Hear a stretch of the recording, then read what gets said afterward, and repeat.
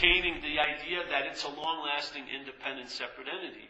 When mind entertains the idea it's a long-lasting, independent, separate entity, when it takes on the identity in life as a body, you don't know how many ideas, thoughts, and beliefs come with that. It's not huge. It's a very complicated, very claustrophobic system. So every time from that point on, you entertain anything, you entertain it as a self, which severely limits your ability to entertain. It sets ground rules. You cannot entertain anything other than with time as a major ingredient. So people never get that they're okay now. Their hope is I will be okay later. That's the best they can do in self-centeredness, yes? You say, hey, you're totally okay now. They're busy enjoying, in a weird way, their unokayness. They're not ready to get out of it, but they want to. The belief is I will be okay later. If you would stop doing something, or if I would start doing something, somehow there's going to be doing and having that's going to take you from unokayness to okayness. That's the act of playing God, don't you think? To take a sense of okayness, which is a natural state, has nothing to do with time, truly. It really doesn't have anything to do with time. And then thrust it into time and put some distance in it. So now you have to do and have or undo and give up things to get there again, yes? To get to okayness. It becomes the destination which sets up the idea of a journey. Yeah? And yet most of the journey is spent in its opposite of unokayness. Yeah? Which drives the seeking, and then the big one, the carrot of hope, that I hope it's going to get better. And then now the mind can just riff. It's taken okayness and made it into something that could be had. Probably not because you're a loser deep down, but it could be had if you do the right thing and go to the right place. And maybe if you can secure it long enough, you may have a half hour or an hour of nice okayness. Yeah. And then the mind takes on the role of this and then journeys towards that destination, all the while living in the mental reality of being unokay. Yes? Why would you seek so much if you felt you were fine? I'm not talking about food, clothing, and shelter. I'm talking about when you're taken care of in this life, why is your mind incessantly seeking? Yeah? Haven't you noticed it?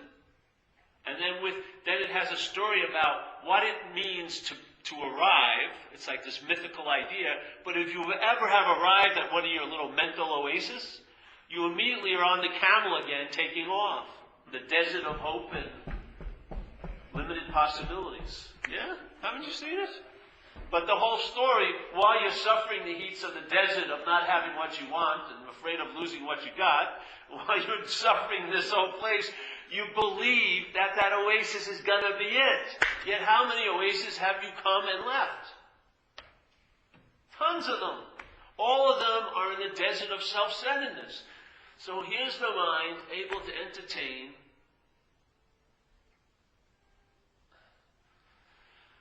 as soon as it entertains that it's this, now every time and every opportunity that it entertains through the lens of self-centeredness.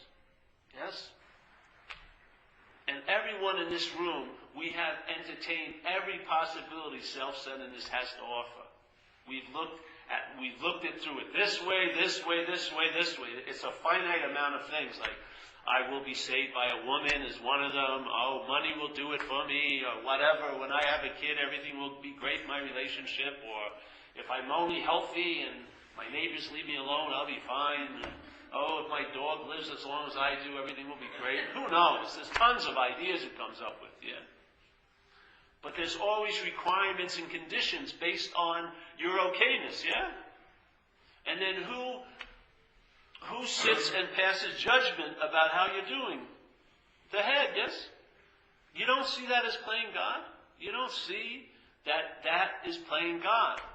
It's a verb that's the whole how and why of the program. It's the verb that needs to be stopped. And you don't stop the verb, all you do is question the noun that the verb implies. Yes? Selfing implies that there's a self. Yeah? When selfing sees seeing, seeing sees selfing. Selfing sees seeing, seeing sees self. Yes? it immediately implies there's a seer. When it hears hearing, there's a hearer. When there's feeling, there's a feeler. Yes? When it recognizes a body, there's a my body. Someone has the body. Yes? I own this body. This is my body. Yeah? Thought, my thoughts. Past, my past. Future, my future. You see? There's a claiming. But most insidiously is that it plants nouns everywhere in the story of verbdom. All there is being. All there is manifestation. All there is energy, firing. Can't be created nor destroyed. Nothing can stop it. Yes? And yet, the mental process sticks nouns in there. So now something happens and it's looked at as it happened to me. When in fact, all it was something happened. But now it's seen and it's interpreted that it happened to me. Yes? Or something happened that I wanted to happen to me happens to you. So now I'm fucking pissed that it happened to you. And I'm envious and I'm jealous because I wanted that to happen to me. Yeah? But all there is verbing. You don't see the difference between living life is happening and then it's happening to you is night and day. Night and day. Taste it. Try it for a while. See it. Entertain it for a while. If you're entertaining, you're not a long-lasting, independent, separate entity, I'll tell you, you're going to have a lot of free samples of life is just happening. And it's just a nice way to travel. Much cleaner, not too much baggage. Yes? Nothing dragged from the last moment into this moment to find a future storage area for itself. Yes? None of this. There's an economy in it. You get pared down. You get all the unnecessary baloney, and not the stuff that's physical that you see, but the subtler stuff, the thoughts, yes, and the attachment to feelings, and then the constant, incessant giving name and form to everything. Oh, man. This playing God is extensive, but in its area, it's very small. It's so small that I can't enforce my God playing on you. I can't. I don't have that much juice, yeah? I can't have you see what's not happening. I can't convince you by taking into my what's not happening so that you would realize why I'm so afraid. It won't appear to be happening to you. It won't. Yeah? We're on our own little private Idaho all the time. The God is a very small God. Yeah? It only has one devotee, which is what you would call you. That's the true devotion to it, is the sense of being a you. So before you become devoted or undevoted to it, if there's a feeling of being you, you're a perfect devotee to it already. You may be acting like, oh, I don't want to be a devotee to that. It's already signed, sealed, and delivered. You sense that there's a you that could be devoted or not devoted to it. Yeah? You think that every moment when we hold something in life, you hold it as if there's someone holding it. Yes?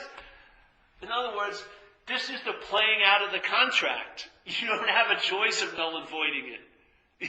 There's no you to have a choice. You're just the activity of the mental contract of mind being bonded to the idea of being a self. Every time you have a feeling that there's a you, that's the activity of the contract. Yeah? So when you're thinking of breaking the contract, that's signed, sealed, and delivered in the contract. Yeah? And when you're thinking, oh, whatever, I'm going to surrender to the contract, it's already a done deal. You feel there's a you. Yeah? That's it. That's the whole contract. It doesn't matter what happens after that. You can have all your opinions, but they'll be defined by duality. It's that simple. It'll be either yes or no, high or low, close and far, love or hate. You may think you have choice, but your choice is binary. Yes? Either or. That's it. Yeah. But I have choice, yeah? Check it out. Either or. Either I go to the store, I don't go to the store. Fuck. Where's the third one? Man, I got a large field of choice. I thought I had a lot more choice. No, there's a lot of objects and situations you can apply the idea of having choice, but the choice is very defined by a binary system. Yes or no. High or low. You go on a trip or don't go on a trip. Buy the sweater, don't buy the sweater. That's it. Put it on layaway so you can mind fuck for a few more weeks. And then either buy it or not. But in fact, you always bought for the same thing. Either or, yes or no. This is the condition of mind. When you're identified with one, its activities are expressed in two-ness, yes? Because this oneness isn't the oneness, it's a oneness in two-ness. Without an other, there is no self. The sense of being singular comes from the duplicity of the situation. The only way I feel I'm me, because I see a you. If I didn't see any yous, there'd be no way in hell the sense of me would be dominant. Yeah? So the sense of oneness here comes out of duality. It doesn't come out of singularity. It doesn't come out of none without a first. It's produced by duality. The feeling of being you is based on you and other. Yeah?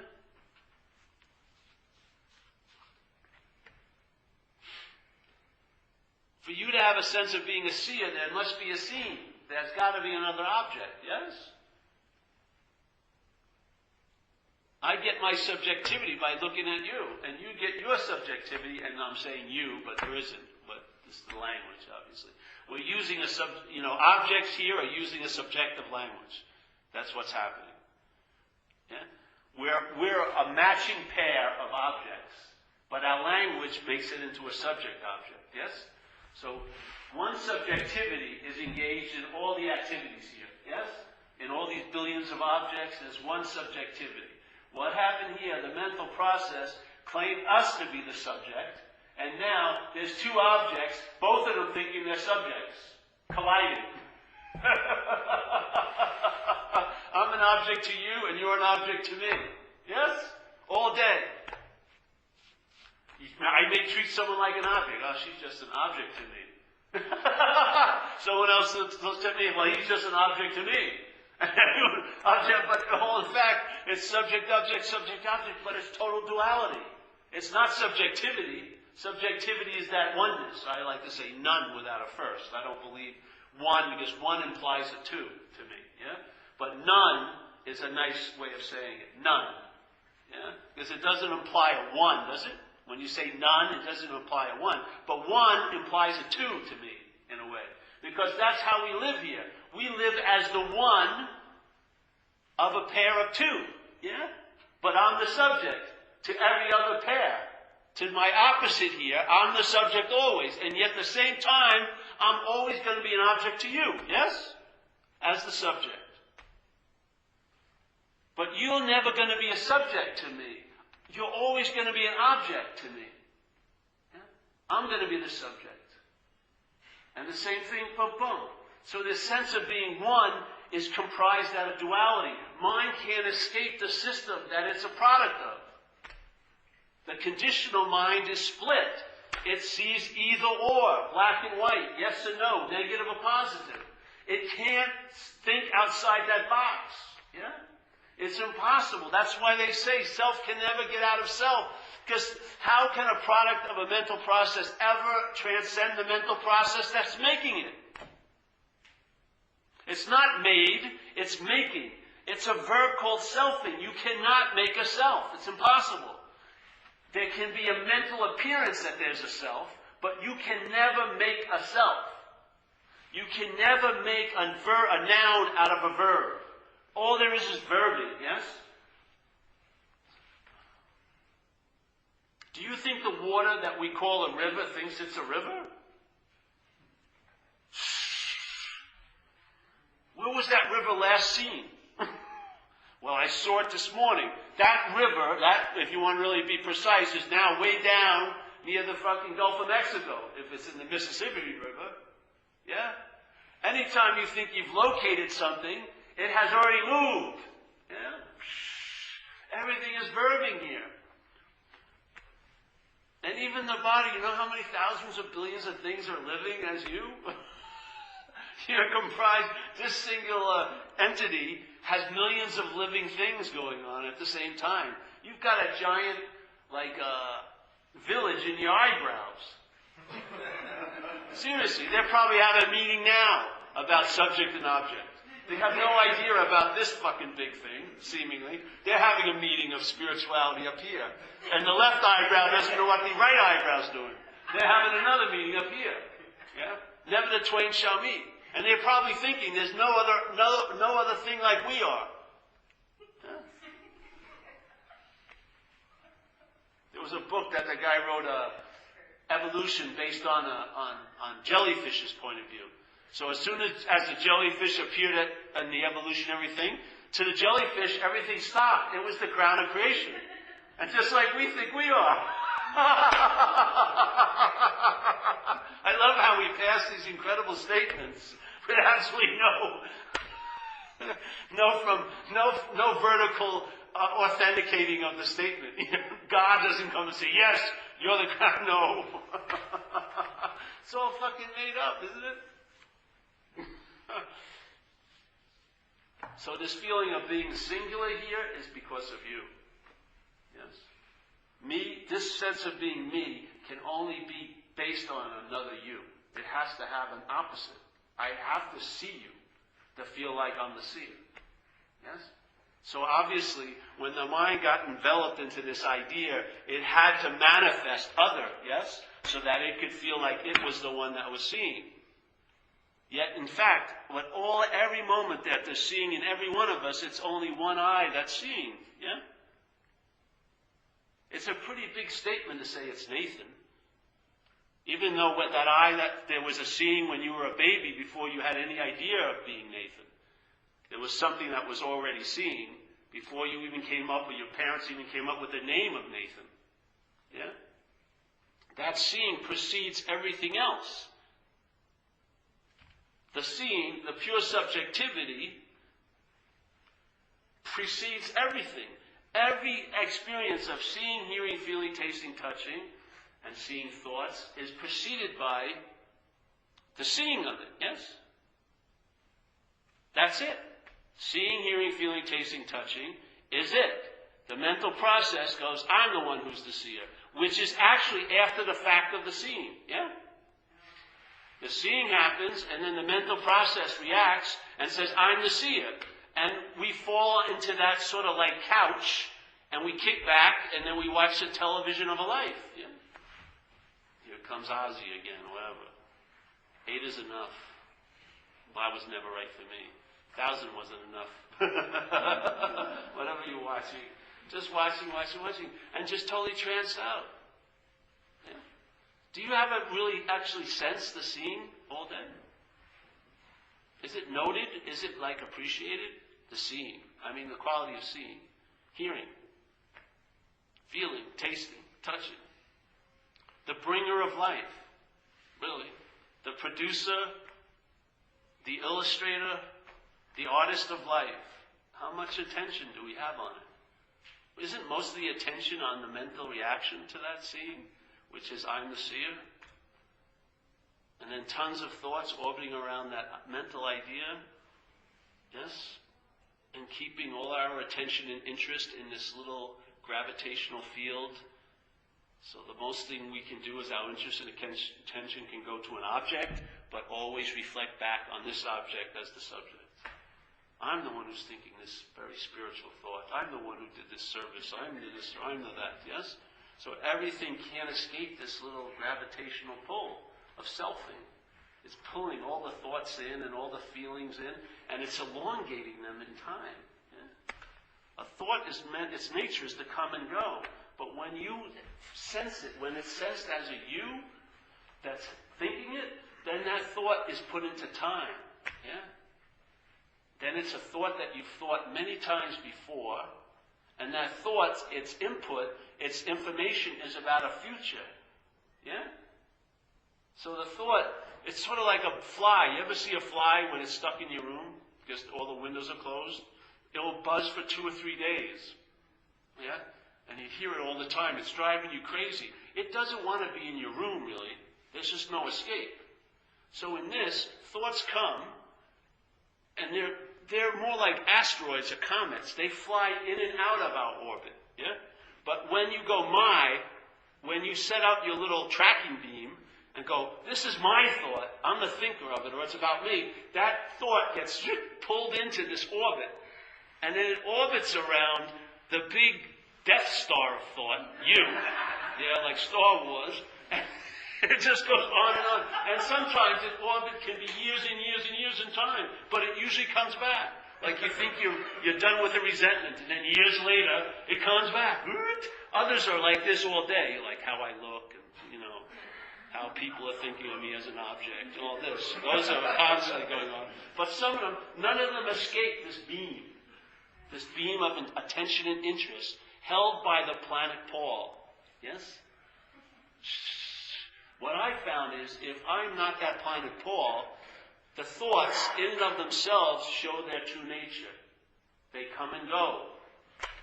The wallop they had, it's like you're taking the moon's light, as the moon's. You don't realize it's a reflection of the sun. Use the sun. Your interest and attention is what's giving those objects all that light that it's reflecting on you and maybe blinding you.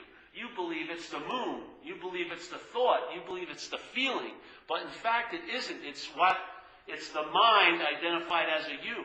That mind identified as you is now, its attention and interest is tunnel visioned in this little game of self-important loop.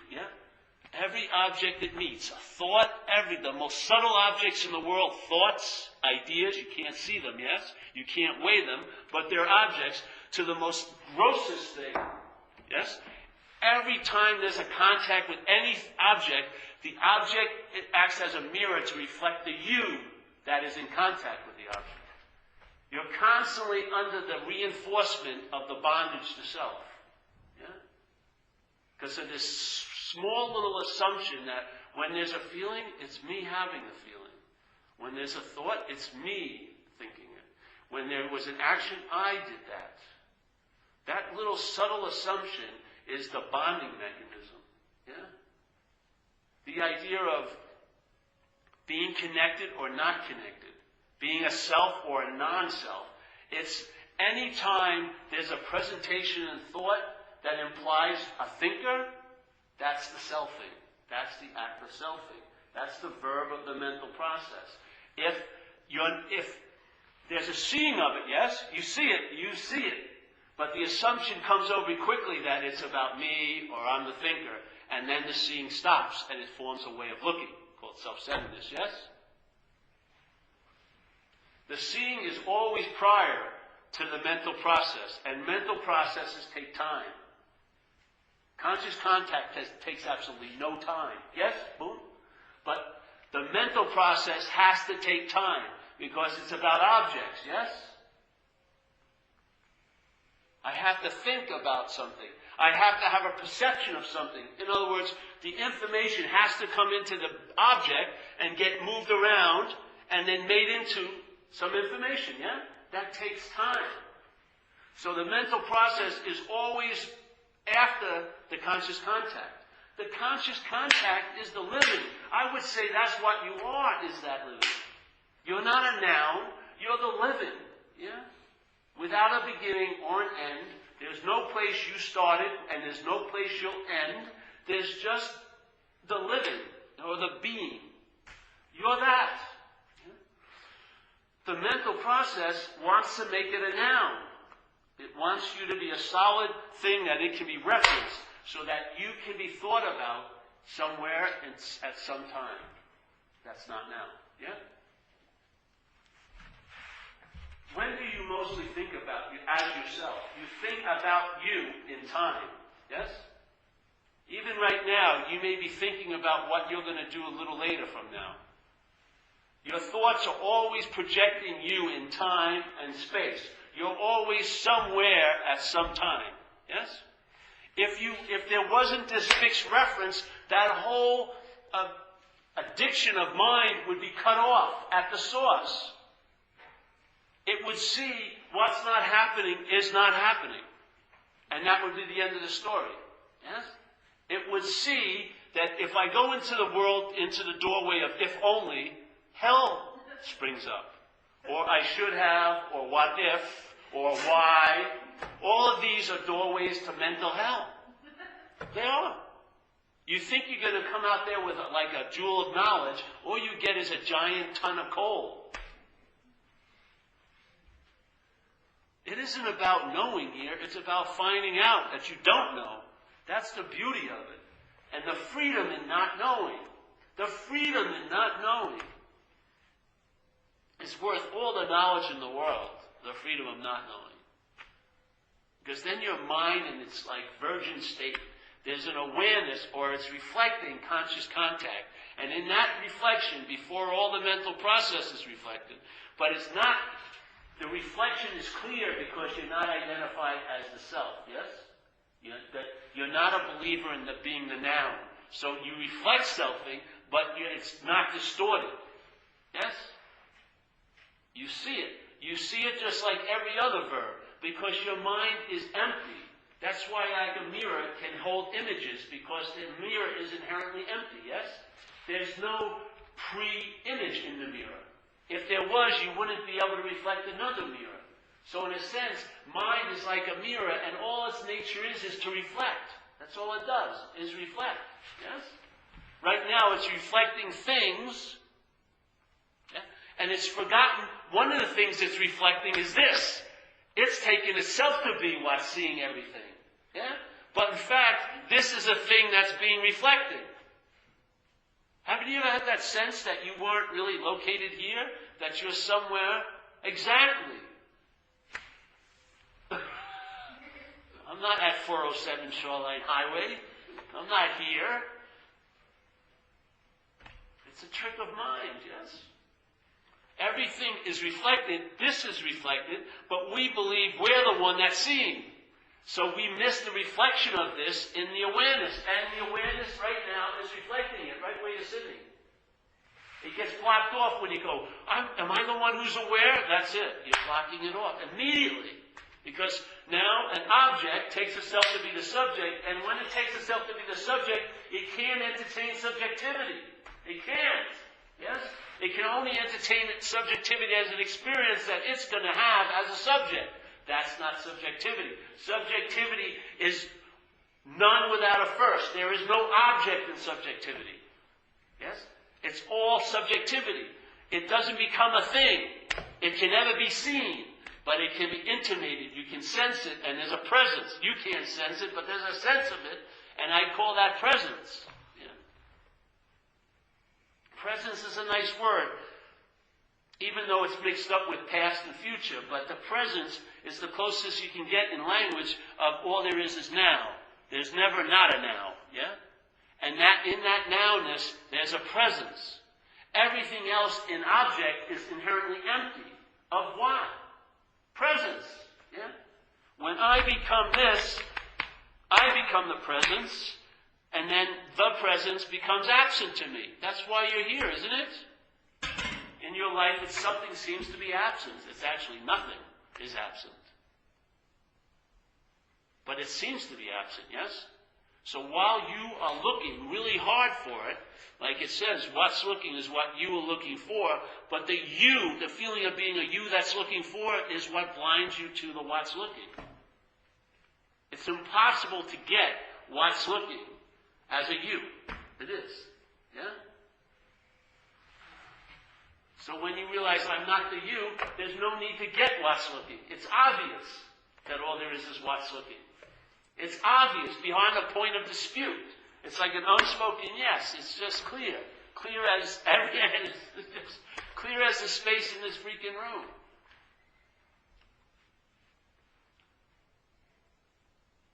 If you look at the space in this room, I'm not talking about the walls, there's the objects, but you can sense the space, yeah?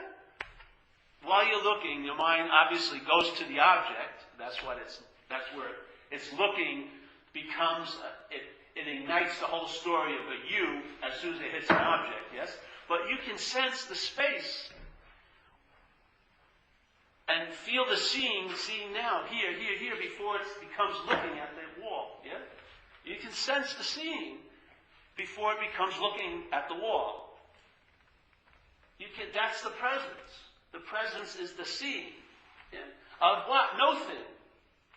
It's like in Zen they call it, I would say, I don't know what they mean by it, but I like it when they say, well, you're going to see your original face. When mind reflects no thingness, what original face is seen?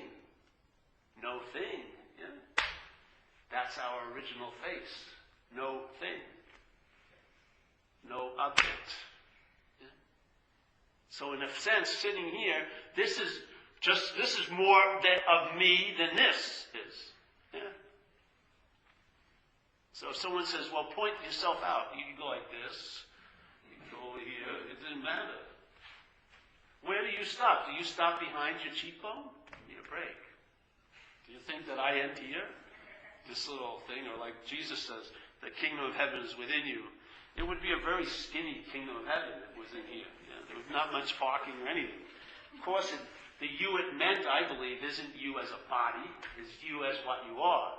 So the kingdom of heaven and everything else, and every no thing is within that, is within you. If you're all there is, then everything and anything and no thing is within you. Yeah.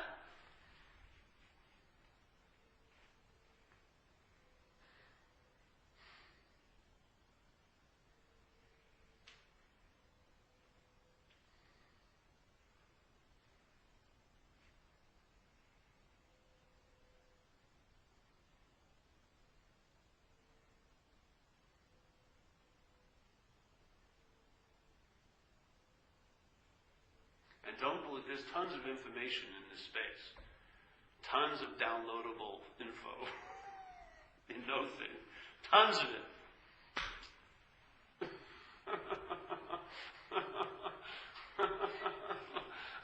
What are you going to come up with looking at the wall? That it's a wall.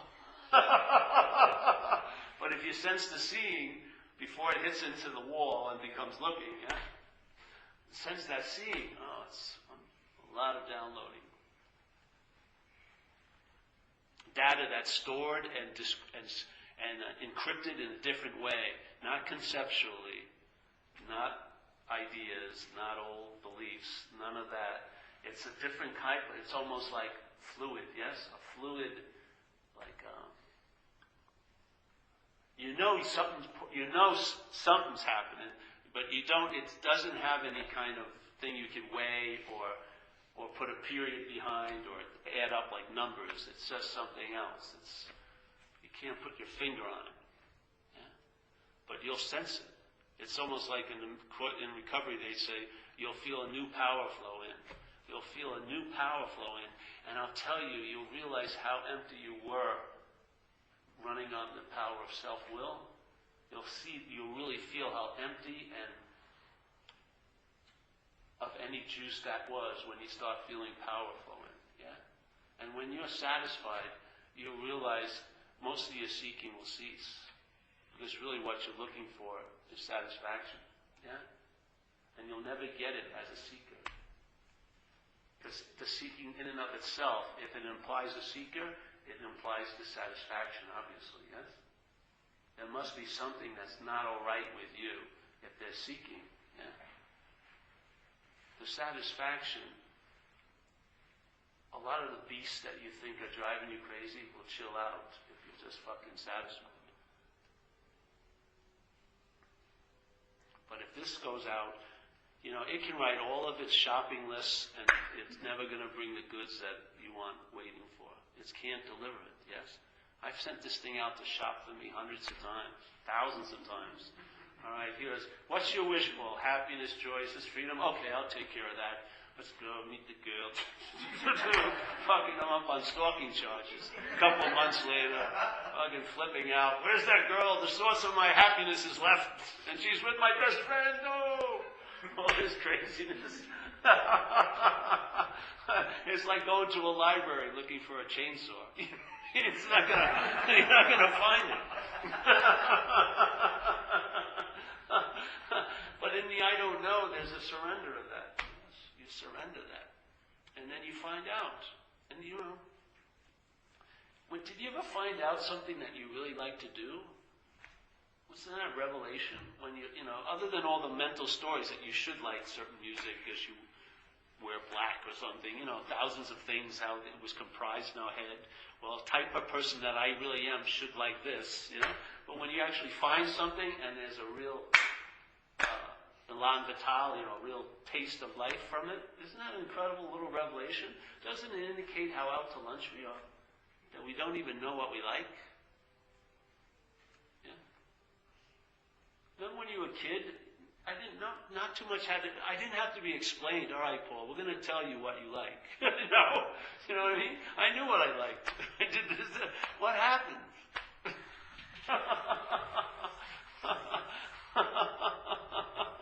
How can you become so disengaged?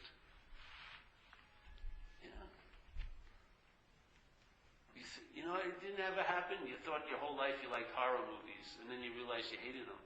What the fuck? You know what I mean? I should have wanted this my whole life, and you've been driving yourself crazy because you should want something. But then you finally let yourself off the hook and realize, hey, I don't really want what I want. That was one of the greatest revelations I ever had. I was taking a bath at this lady's house. I was house sitting for her. I was in the bathtub. There was no shower, so you had to use like a bucket. I was just hanging there, and I just started laughing uncontrollably because I realized I didn't want what I wanted. All those years of my mind advertising what I wanted, usually what I didn't have, tons of times, creating all this mental exquisite suffering for the lack of what I really thought I wanted. I realized I didn't want any of it. It was so freeing. This is like when you're leaving trusting something that's unreliable and moving over to trusting something that's reliable. Yes? It's almost like plugging into a new modality. You're going to get downloads. You're just a form of expression. There is no solid thing called Natalia. You're just in a form of expression. Some things or no thing is expressing through you. Yeah?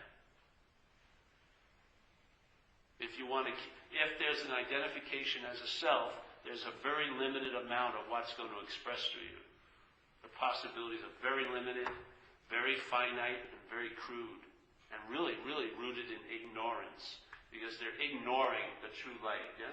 But this same possibility can be expressing exquisite, clear light. There's no requirement either. It's just entertaining the possibility I'm not one thing that's defining and blocking everything else out. Yeah? For you to be the star in your world, the world's got to be very small. Yes? For you as a self to be all there is, it's got to be a very small world you live in. If you keep fitting the world around you, it's going to be a very small world. But when you give up and fit yourself around the world, you realize what life imagines you to be. It's a lot different than what you think you are. I'm telling you. What life is imagining you to be, it can be a lot different than what you're thinking you are. Yeah? It's up right underneath. There's the mental interpretation right above that other life imagining you to be, and yet you can be blocked off by that because of your interpretation, the mind's interpretation of it as you as a self. And then all you're really looking for is that, what's looking. But you can't find it as a you, because the you is a product of this mental interpretation. It is not a solid, separate, real thing. It's made up by the mental process, the feeling of being a self. Yes? So.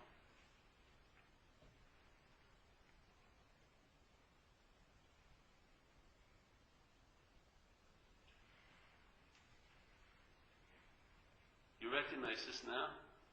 It's very familiar at our meetings, this sense right now. This is it. I've felt this many millions of times.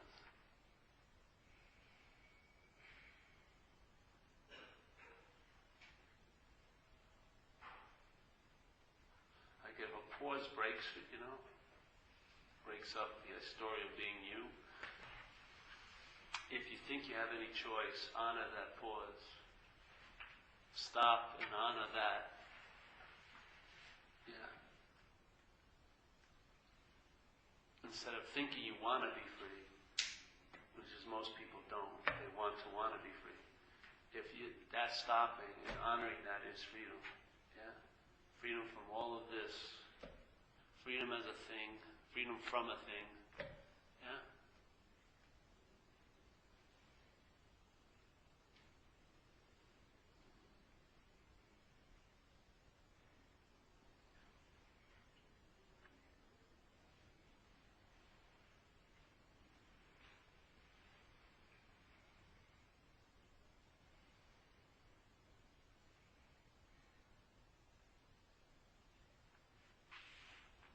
It's like getting basted. You know what I mean? You know when you used to put a turkey in the oven? They baste it. It's like getting basted. You just let it lather all over you. Isn't this what you really wanted every fucking time in your life? And yet, as soon as it's available, you move on to the next thing to look for. It's nice to stop, yes?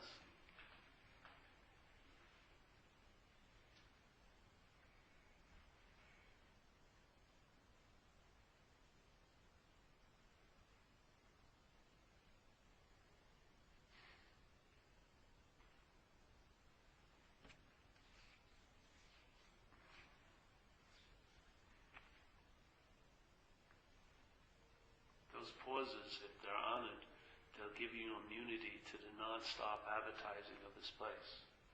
If not, they'll be a figment of the advertising, but they won't be real to you. But they'll be a figment in the advertising. Yes? When a break occurs, honor it maybe, and so that it creates an interruption in that stream of advertising. So you see, like the Coke item advertisements, the real thing, or the real no thing. Yeah? One little glimpse of that, one scene, can totally unwire the whole stream of advertising. Yeah? One pause can wipe out 40 years of convincing yapping up there in the head. Just one pause. Erase all of its weight, all of the meaning that was distributed to things, all those times you saw it as a thing yourself, thousands of things of making it real, solid, yes, like that. And if something can be erased that quickly, it must have never been there, right? Because if it was there, it would take time to erase. But sometimes a pause occurs, and in that pause, it instantaneously erases everything. How could that possibly be? Because there was nothing there.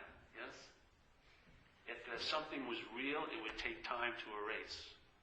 But when it goes like that and disappears, though it seems to be so convincing, all those moments and all those years and months, and yet it's erased in one of those moments in the day, that shows its impermanence. Yes? It shows its nature, which it comes and goes.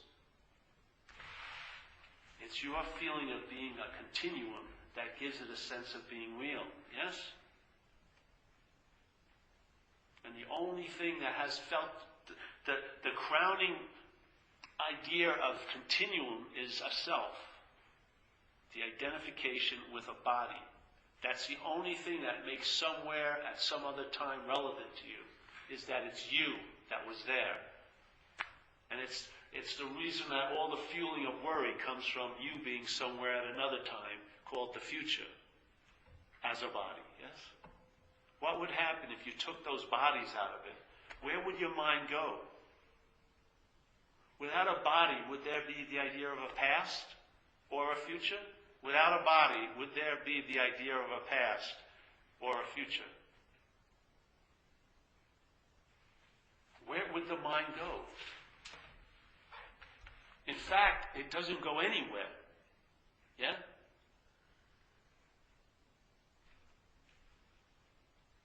It's never gone into the past or the future. It's just an appearance. It's like a sleight of hand. But the sleight of hand seems to work when there's an identification as this, yes? Because you're convinced you were here a year ago. You're convinced you were in Pittsburgh.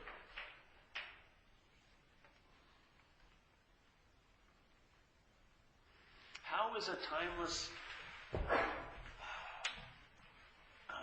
invitation be recognized in time? As soon as you see it through the lens of time, you make it a process, right? The mind makes it a process as soon as it sees a timeless solution in the context of time. So a timeless solution is now become something that has to be done, or has to be waited for, or I have to purify myself so that I can receive it at a later date. Yes? Who's putting that construction or the constraints on that timeless solution? The timeless solution? Or the identification as an object in time? This is the epitome of playing God. Yeah. So trying to make a timeless solution into a timeless solution that appears in time by a process.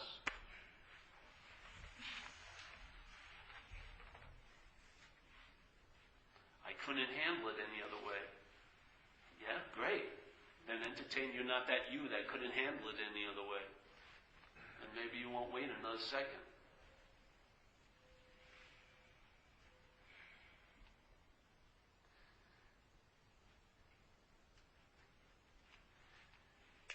You see it, don't you? Yeah. You see your thought system. Well, how does the thought present you? As a body, yes? If you listen to that thought system, what's the assumption your mind is going to fall under? Through habit or laziness, that it's a body, yeah? If all day, if the thought system tells every little story, every situation from the point of view of being a body, yeah, and you're devoted to that thought system, I would say your incarnation here will be of a body, yes? As a mental product. What will be hatched as you is the idea of being a body.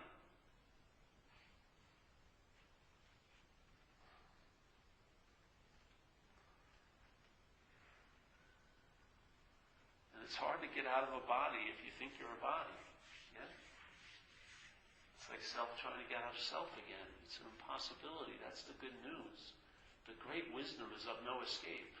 You can't escape from something you're not in. It's impossible. You cannot escape from something you're not in.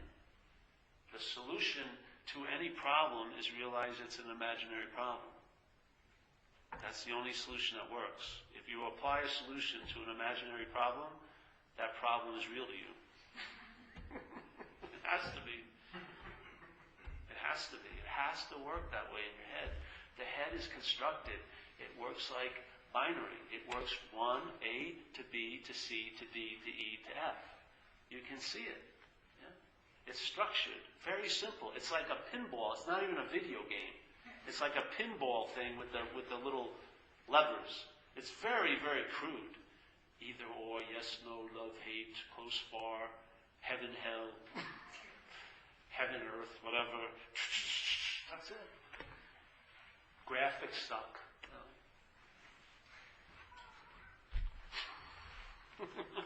You don't even get a splashy uniform in there. So, any questions tonight?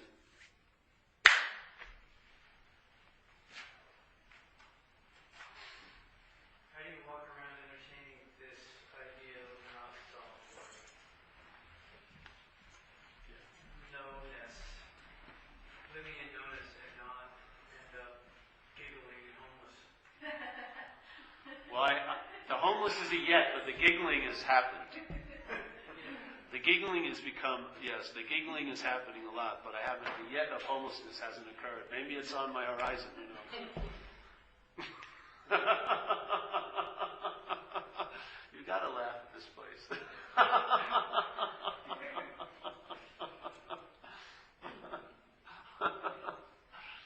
You know what? When we're afraid of being homeless, it's the meaning our mind gives it, really.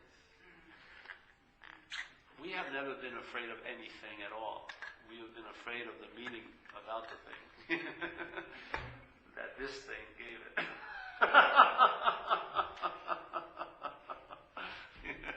I'm terrified about my meanings about life.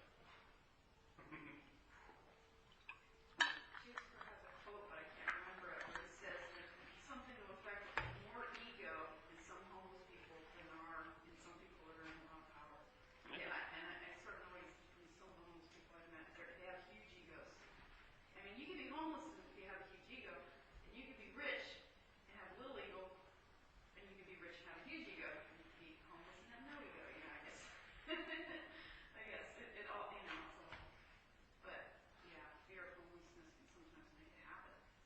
Well, then again, I know it's the language, but then you could just see who has an ego. Yeah. There's something that has an ego, right? When you say an ego, it sounds like it's something like a chihuahua or anything that I have. This is my chihuahua. It's very rabid, you know. And that guy's got a big German Shepherd or whatever. But it's, again, it seems like it's an object, but to our subject, yes? So again, to me, that's the selfing. The selfing is the feeling of being the one who has the ego, or the one who loses the ego. See, because when there may be a having of an ego and a losing of an ego, but there is never a missing of the selfing. The selfing is appearing in both. It's appearing in the having of the ego, and it's appearing in the disappearance of the ego. Yeah? Somebody told me when your body's healthy, you don't really notice it. And when it's unhealthy, then you start getting really conscious of it. You know, like when you're ill. Yeah. And it's your ego's like that. When it's a healthy ego, you're not so conscious of it. You're not thinking about yourself all the time. Maybe that's my ego. I'm just throwing that out there. But I agree with you saying you're not that ego, whether it's healthy or unhealthy. I've been trying to get my ego healthy. I got it on a good diet. I have. I got a vitamin E12. I'm shooting it up once a week. I've been taking a lot of self-esteem. I think I overdid it on the. I had an self-esteem shake today. It was a little too much, but my ego is getting much healthier. And you know what? I can see that. It's not talking as much to me anymore. But that knee hasn't seemed to have changed. I used to blame it was on the ego I wasn't happy, but I think it's what thinks has an ego. That's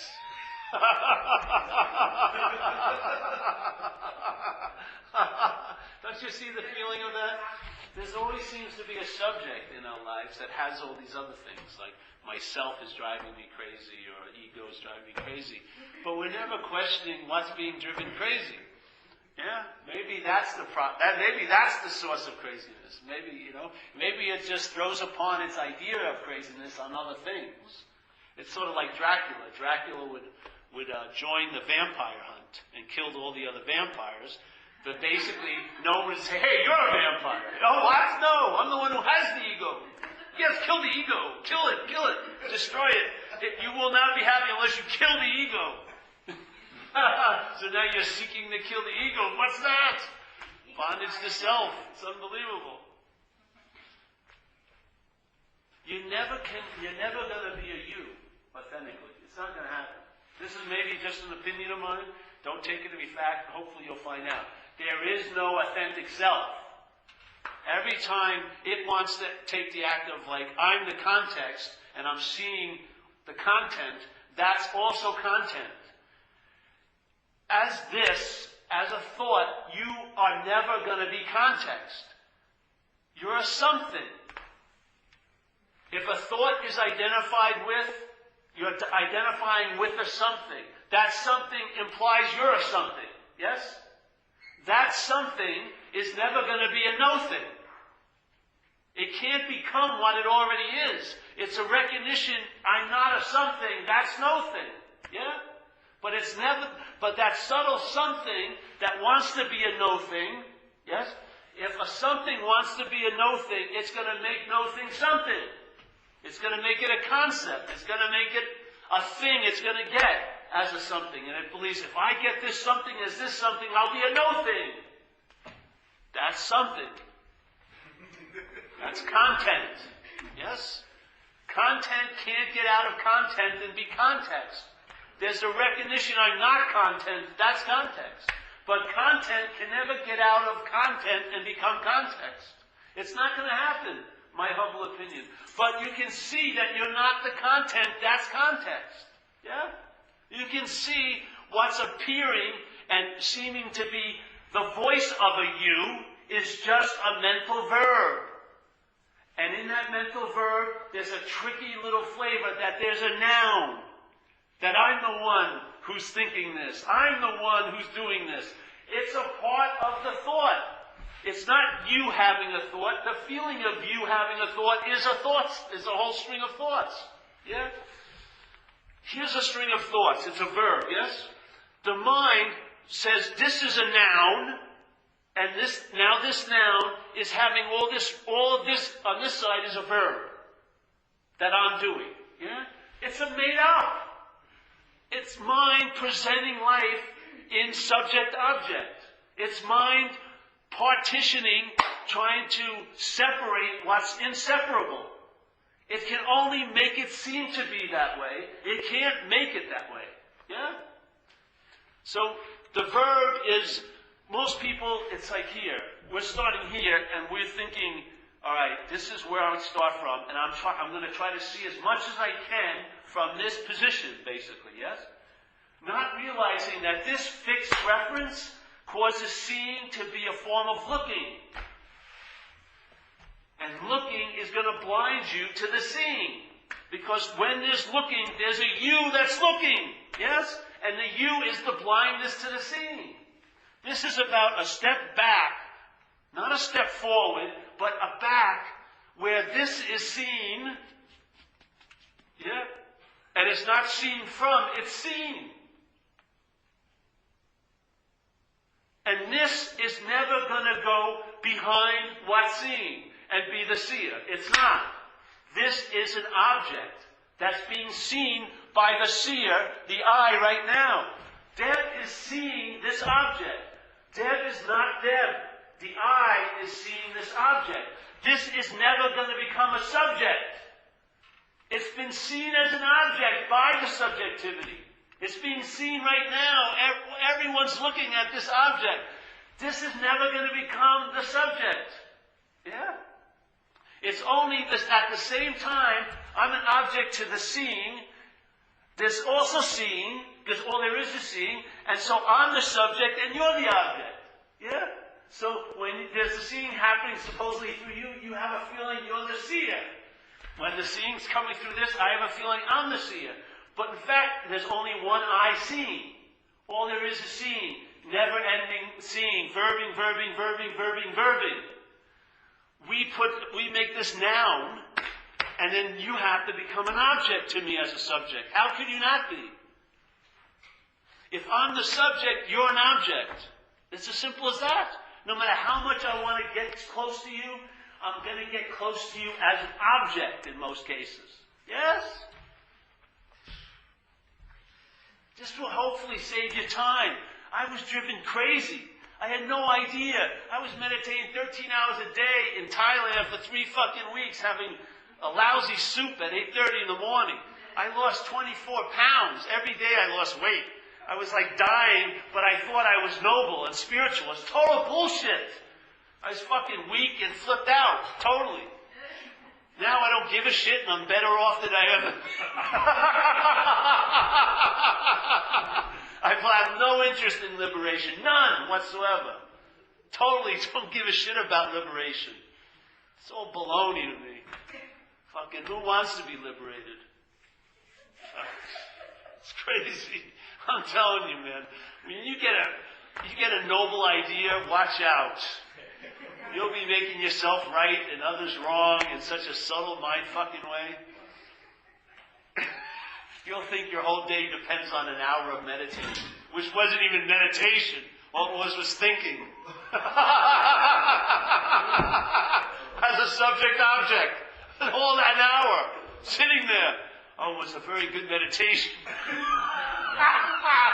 I thought less of me than I did yesterday. Oh, great. Fuck.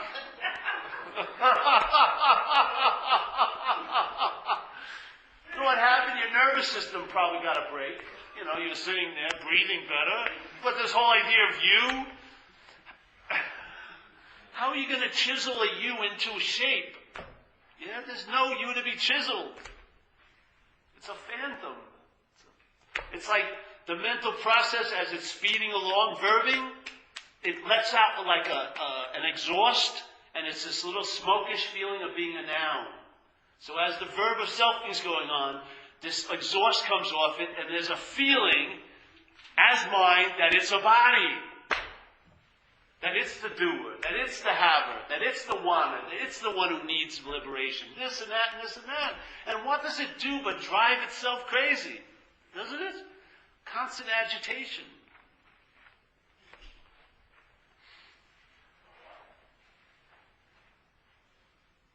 There's a sense of meditated, which is really cool. Yeah? To me, that's like the sense of presence. It's like something, it's like meditated. Yeah? Could you imagine if you want to call it concentration? I wouldn't. But that seeing never stops. It never began. Yes? In other words, it's the perfect meditation, really. All there is seeing. There's no interruption or any pause or any hiccup. All there is seeing. It's the perfect meditation of all meditations. It's not on an object because there's no object to it. There's just meditation. Yeah. Being of that, you can sense it. To me, it senses, I call it presence. That's what it feels like. It feels like there's something here, or a no thing that's here. I can't put my finger on it, but you sense it all day. Yeah? It's available all day. You may not be attuned to it all day, but it's always available. Yeah? So. The trap for the mind is just this constant seeing of, this seeing as objects, of the objects as objects. That's the constant trap. Yeah. Then you fall into identification and automatically the whole drama begins.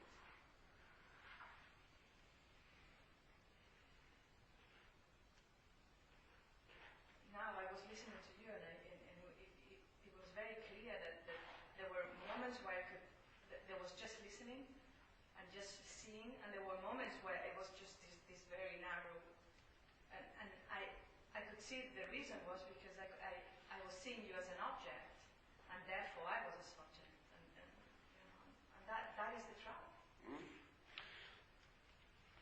Well, it's trapping, let's say. It's not a trap, but it's trapping. Yeah? It's trapping attention and interest, yeah. But it's quick, and then you get engaged into it because that's what you're used to. But the great news is what's always so is beyond quick, because there's no time involved in it. Yeah? So it's quick and then quick. Yeah? There's something prior to you beginning. The engine of selfing sometimes has to start up because it gets startled in submission many times during the day. What you are is there while it stops. Yeah? It's prior to you beginning. That's what I really believe you can rest in it because it's beyond this place. I can't put it any other way. It's not like a giant yeoman thing you do. Your mind just finally entertains it in a certain way that it just goes ding, and it just resonates.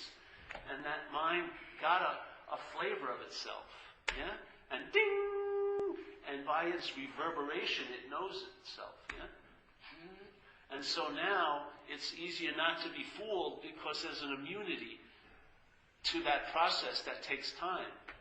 Because the solution is not of time. Yeah? So if it's not of time, there's no time to build it. There's no time to destroy it. There's nothing that I can do to move away from it. There's nothing I can do to move closer to it. Yes?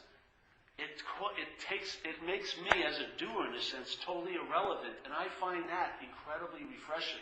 Not me, but it made something that was going to be vague and maybe it would happen, maybe it wouldn't, into always available at all times. That's the beauty of it for me. Yeah? It just rings well. Yeah?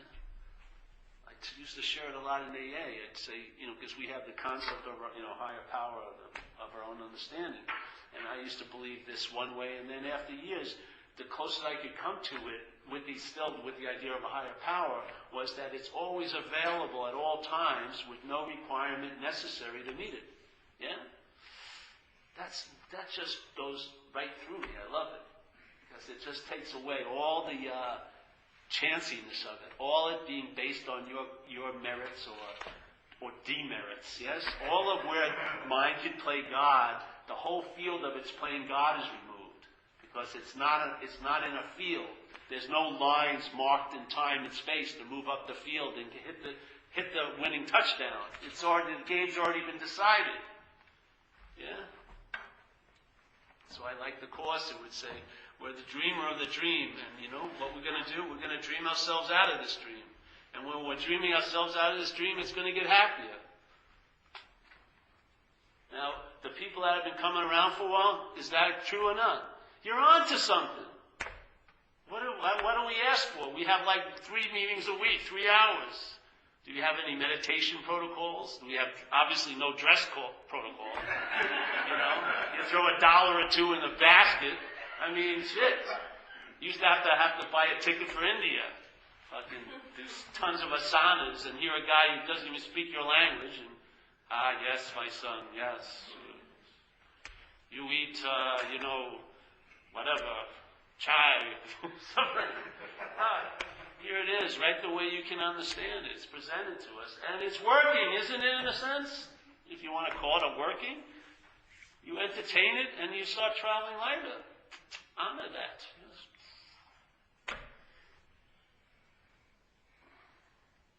So can it happen like that? Can you find yourself traveling lighter, or is this a quantum thing? Like, you either got it or you don't, is what I figured. It's not really. No, it's not even the God or you don't. No, it's not either got it or you don't, because you are it. But here, we're in time, and it can translate in time. It's sort of like if, let's say the manifestation takes on the quality of a movie, yes? So let's say in a movie they want something to happen. Do they just have it happen all the time? Or does it set up a couple of scenes that look like it builds to a certain point, and then there's a big crescendo and something happens, yes? And then there's the integration of it. This can look any way it wants. This is a subjective experience you're having here. So you're going to have it as if maybe you're dreaming yourself out of this dream because you're the dreamer and the dream's going to get happier. So it's going to look like, I'm traveling lighter. That's only the way it looks. There's nothing that you need to get because you already are that. Is that a trap for me to think that I'm like improving myself and things are getting lighter? Oh, I'm doing better now. Is that a trap for you? Only if it's a trap for you. It feels better, but I don't want to feel like I also afraid of fooling myself. And I would, you know what? If you mind fuck when you feel better, fuck it. Just honor the feeling better. Seriously, I'm telling you. And I know you a little bit personally. Yes, I would definitely say that. Yes. Just if doing yoga makes you feel better, why think about it? You know what I mean? Should I be doing yoga? Is it really me feeling better? Who cares? This to me is all selfing, the interest in how you're doing all day. How about interest in someone else? Maybe do some service, Get out of that stream of selfing. Yeah, that's, the idea that it's a quantum leap. It can take any appearance it wants. It's being subjectified. It's being made into a movie here. Yes? But in fact, in the quietness, in that, like my friend Zen Mark says, in the calmness and in the manifestation, they both are encompassed in presence. Yes? Presence is always so. Yes? I find it interesting. Interesting that people will have the idea of an idea. Like, if we look at this apparatus, like our ears and our eyes, they scientifically have created scales. We can see from infrared to ultraviolet to a certain range, and that's our limitation. And we can hear through hertz at certain frequencies, and that's our limitation. And the same with every one of us senses. They have specific limitations. The sixth sense, the discriminating mind, also has a limitation. It's dualistic. It functions digitally, opposites. So these are our ranges, and the self uses these ranges consistently with the manifesting continuum of phenomena to create limiting noumena, limiting ideas. So those limitations that we're constantly creating, and we think we're interpreting reality, we're in fact limiting reality, because reality is infinitely broader and wider, and it's infinite. But we have a simple limited range inside of infinity. And if one were to sit back and to develop presence I think one of the aspects of traveling lighter is that the function of creating constant limitations, many of which, statistically, most are bullshit, fictional, and either been socialized into us, we begin to actually go to the full range of our capacities. And the capacity of the nature of the human mind is to reflect energy. And we can actually participate